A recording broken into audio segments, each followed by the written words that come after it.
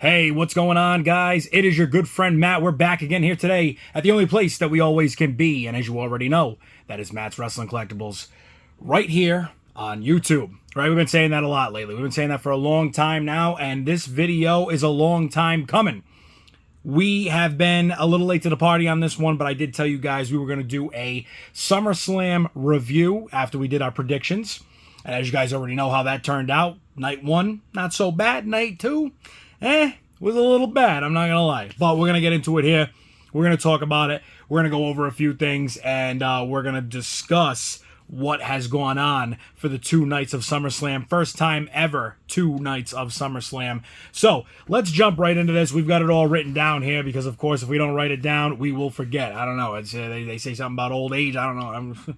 I don't know. We're getting there, right? Maybe back in the day I could remember every little last detail, but we do write it down now just in case. Just in case we got it here.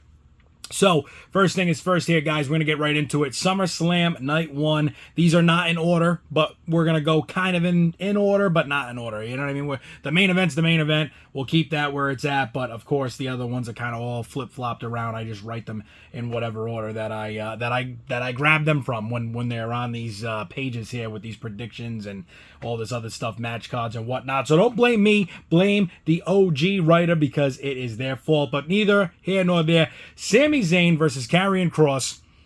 We went with Sami Zayn, and I really did want to see Karrion Kross win. I thought it would be a good victory for him, but I said, nah, Sami Zayn's going to win. He's going to do it with some crazy, tactic, heel move, something, just something. And that was not the case. He actually won the match clean, and I think that really has not helped for the case of Karrion Kross. But as we already know, if you're watching this video right now, Karrion Kross, he is officially, as we are being told, no longer a WWE superstar. He is no longer under contract. Scarlett, his wife, also not under contract. They are both gone as of today.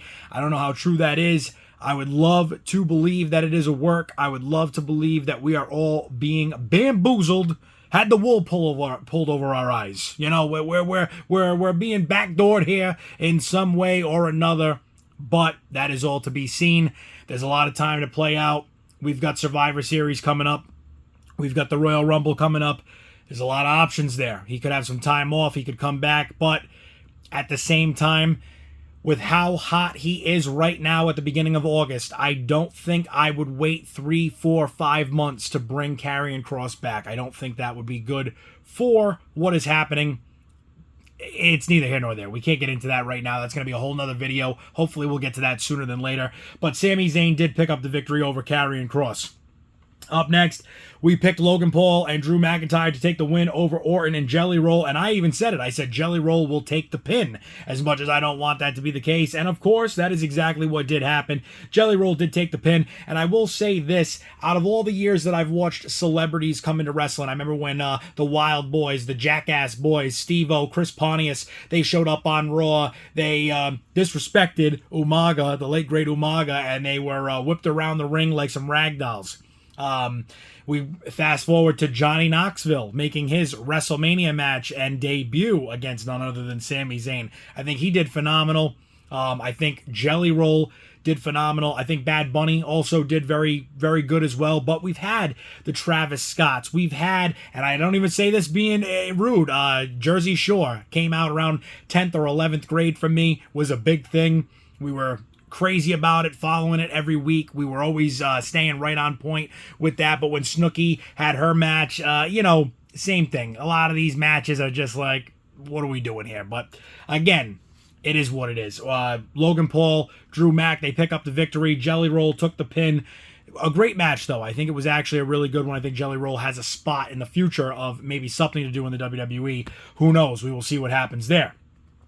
Up next, we got the WWE Women's title. I picked Tiffany Stratton. I just didn't think it was Jade Cargill's time just yet. And you know what? It is true. She is, still progressing, still getting better. People are saying her push is done. I don't think her push is done. I think it works out just the way it should. She challenges for a world title. She doesn't win it. She goes mid-card. She's going to get the Women's U.S. title or the Women's IC title. She's already had the tag titles. It will be a building block for Jade Cargill, and I think that it's going to be great for her in the future of her success. But Tiffany Stratton, she retains. we had Roman Reigns and Jey Uso versus Braun Breaker and Bronson Reed.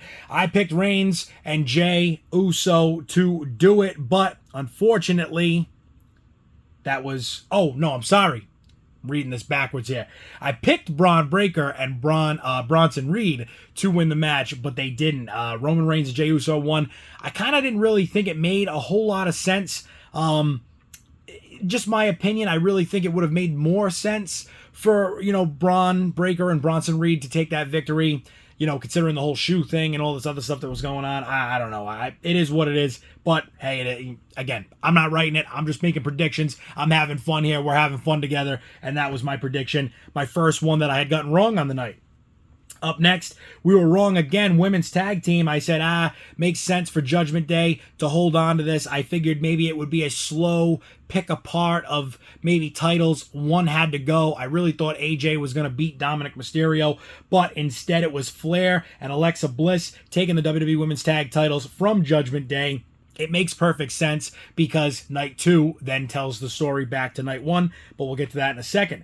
Up next, I picked CM Punk in the absolute go-home greatest moment ever. Let's see it. Let's finally feel CM Punk back in the world title picture. CM Punk does it. He defeats Gunther for the World Heavyweight title, and then we have Seth Rollins come out. And when Seth Rollins came out and he took his turn and he started to walk back, I already knew. I said, here we go. It's gonna be something. It's gonna be something crazy.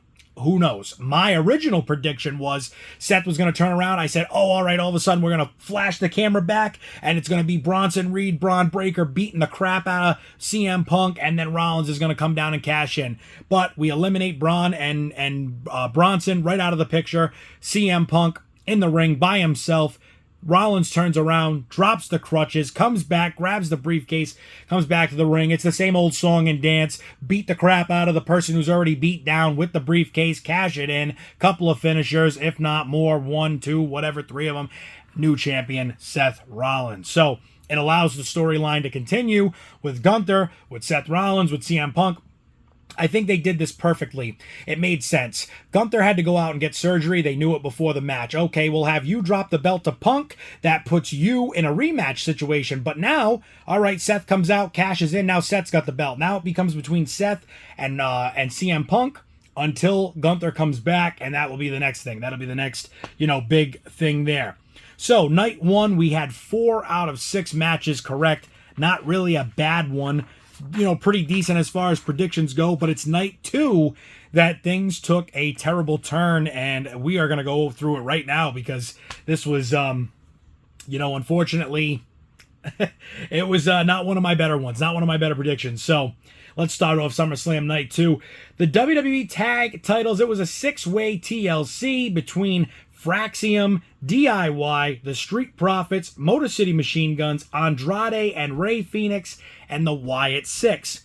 Now, I said, I really think the Motor City Machine Guns are going to do it. And I said, and if not, it would be the Wyatt Six retaining, but I was going with the Motor City Machine Guns. The Wyatt Six did wind up retaining. I could have sat there and said, hey, well, we'll call it a win for me, but no, I put that in the books as a loss, took it for what it was.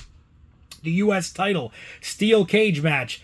I said, this would be the chance for Jacob to come back, win the belt again. Now he's a 2-time, say it twice, 2-time United States champion. That will give him the boost into his, later parts of what's going to happen here for him to eventually go after a world title. That didn't happen. Solo Sikoa retains in the steel cage match. Unbelievable. Couldn't believe it. We're 0 for 2 on the night. Up next, we had the IC title match. It was AJ Styles versus Dominic Mysterio. And again, guys, I thought, okay, the Judgment Day is slowly going to break down. It's going to be Finn and JD holding the tag titles, retaining, keeping them, and the rest of Judgment Day is going to just implode.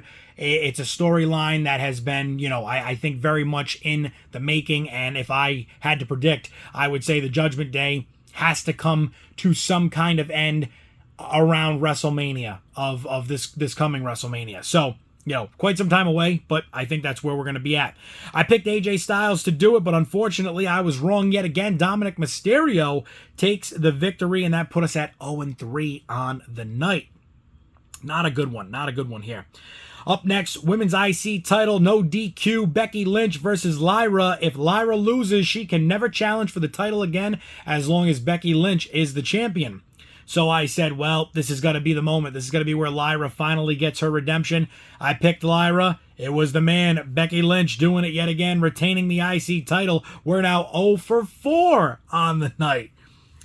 Up next, it's the women's world title triple threat. Io Sky, Rhea Ripley taking on the champion Naomi. And I picked Naomi to retain, and thankfully Naomi came through. She came through for me on the night. She allowed me to finally get one on the board.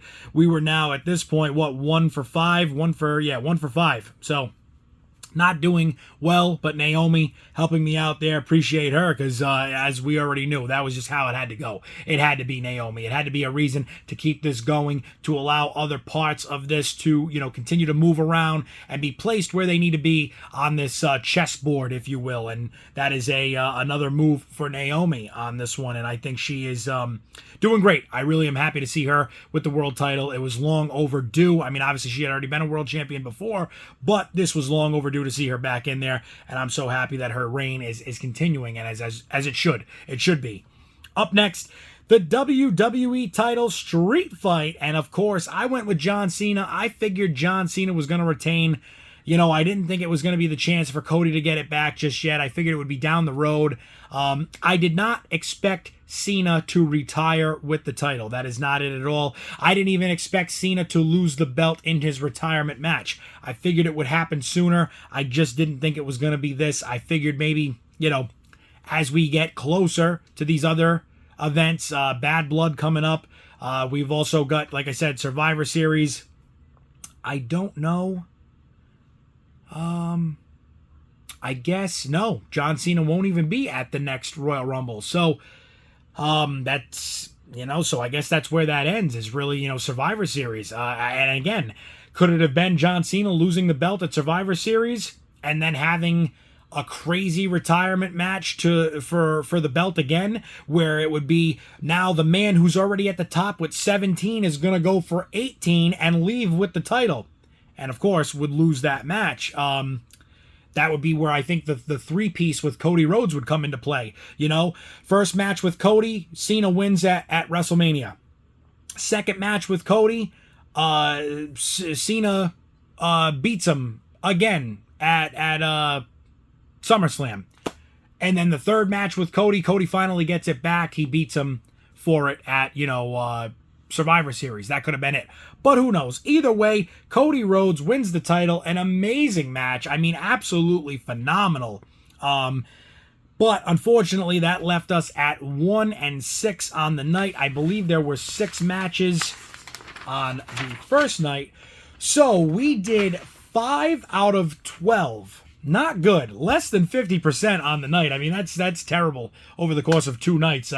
Less than 50%, 5 out of 12. God, it's just, what a terrible prediction night that was for me on night 2. I was being very optimistic. I was letting the inner me decide. I didn't want to go with what I thought is what they want to happen, but what I want to happen. So, unfortunately, we didn't do too good in that predictions video. But the biggest story of the 2 nights was, after all was said and done, Cena being absolutely adored by the crowd, as he should be. As he should be. Well deserved.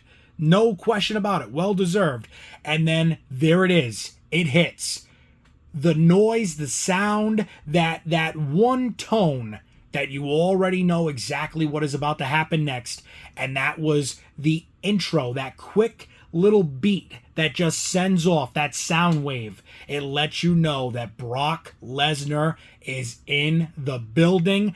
Brock Lesnar returns at SummerSlam Night 2. This is the story that everybody was talking about. I don't think anybody cared about a single match at this point. If you were to talk to anybody in the WWE universe, in the WWE bubble, if you were to talk to any of them within 5, 10 minutes, an hour, a day, 2, 3, 4 days after this show was over, Not one person was talking about CM Punk defeating Gunther and how that is an amazing feat of it itself. Never mind to lose instantly to a cash-in to Seth Rollins. Nobody was talking about any of these matches. Not John Cena and Cody Rhodes in the street fight and the amazing match that it was. They were only talking about Brock Lesnar making his WWE return after roughly, I don't even know what it was, 2 years? Something like that. I could be wrong. I could be very wrong at this. I want to say Brock Lesnar faced Cody Rhodes at SummerSlam 2023, and I don't think we saw him since. I could be wrong. I could be very wrong with this. Not 100% sure. I think that was the last time. So it could have been a roughly, like I said, a 2-year span. This was insane. He came out, the pop was ridiculous. You know, I have no idea what's going on with everything else. Obviously, at this point, we all have to assume that WWE has brought him back because he has been acquitted or relieved of any issues or anything that he can be charged with from this, you know, Vince McMahon thing. A lot of people said different things. I don't really want to get into it here, but from what we understand, there was a lot of things that were being done by Vince McMahon with trafficking, you know, Janelle Grant to Brock Lesnar, and apparently in the end of it all they had was text messages between Brock and her, phone calls maybe between Brock and her, and they have deemed that when two adults both condone and interact in explicit ways, whether it be through text message or phone call, they are both conceiving and agreeing to what they're doing. And even if McMahon was the one pushing her to do so, then yet again, Brock is in this message back and forth with her. Nothing ever comes from that. Vince is the one pushing it all. So now at this point, Vince again, we'll be looking at, you know, possibly another charge, another strike against him in this trial, in this whatever he is going through, this, you know, this proceeding. But either way, Brock is back. I am excited for it. I love Brock Lesnar. I've loved Brock Lesnar since I was a kid. I mean, geez, 2002, 2003, 4, all through that real, you know, ruthless aggression era with Brock, and even Cena when Cena was still doing, you know, the Thugonomics gimmick. I mean, really, this is an amazing time to see this yet again for what will be the last time. I don't know who else Cena is going to face. Obviously, we know Brock is on the docket. We know that Logan Paul, unfortunately, is on the docket. I mean, I'd like to see it. I'm happy it's going to happen. I think it does in some ways need to happen. But with what we've already seen and what we know we're going to get, all right, Cena is said, he's got 10 or 11 dates left. So let's just say he's got 11. Logan Paul is one of them. Brock Lesnar is going to be another one. We still have more to go. And I really, really, really am hoping that we are going to see Drew McIntyre in there. I'm really hoping that we're going to see Gunther in there possibly, but I don't think that's going to happen with the way this time frame is going.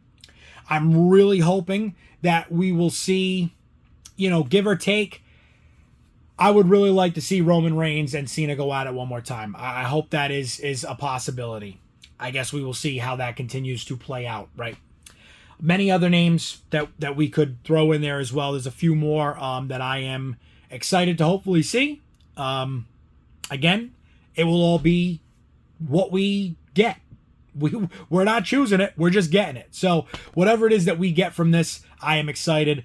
Brock is back. For the people who are upset about it, well, I don't know what to tell you. Be upset somewhere else. You know, everybody online does, you know, this Twitter finger type in, you know, I mean, keyboard warrior, it's crazy. I'll tell you what, I've said this for many of years, and I will say it in the polite way for the channel. It's a shame that it does not cost money to run that mouth, whether it be through typing or through talking, because a lot of you wouldn't be able to get past the first word.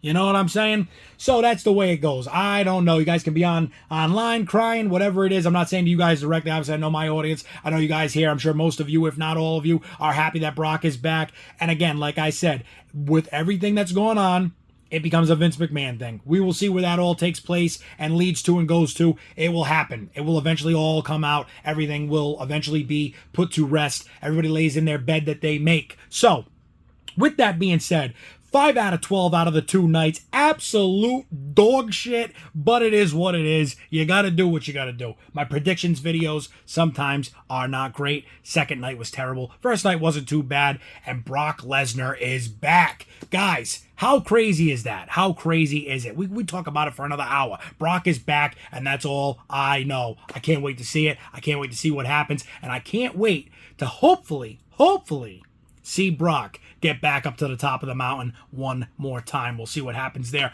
But I will tell you this. I appreciate you guys being with me for this review video. We're a week late to the party, over a week late to the party, but we had to do it. We're finally here. It's said, it's done. It's in the books, just like both nights of SummerSlam. If you guys haven't already, get over to the channel, hit that subscribe button. If you love me so much, you want to even go a step further, hit that bell icon. It will give you notifications right to your front door because I am making videos every single day, and you guys will get that notification every single day when I post, whether it's a short, whether it's a new figure pickups, whether it's a predictions review, store hunt, doesn't matter what it is. We're here. We're on the channel. Matt's Wrestling Collectibles, the only place that we always can be, right here on YouTube. Till the next one, guys, stay safe, stay tuned, and I will see you all there.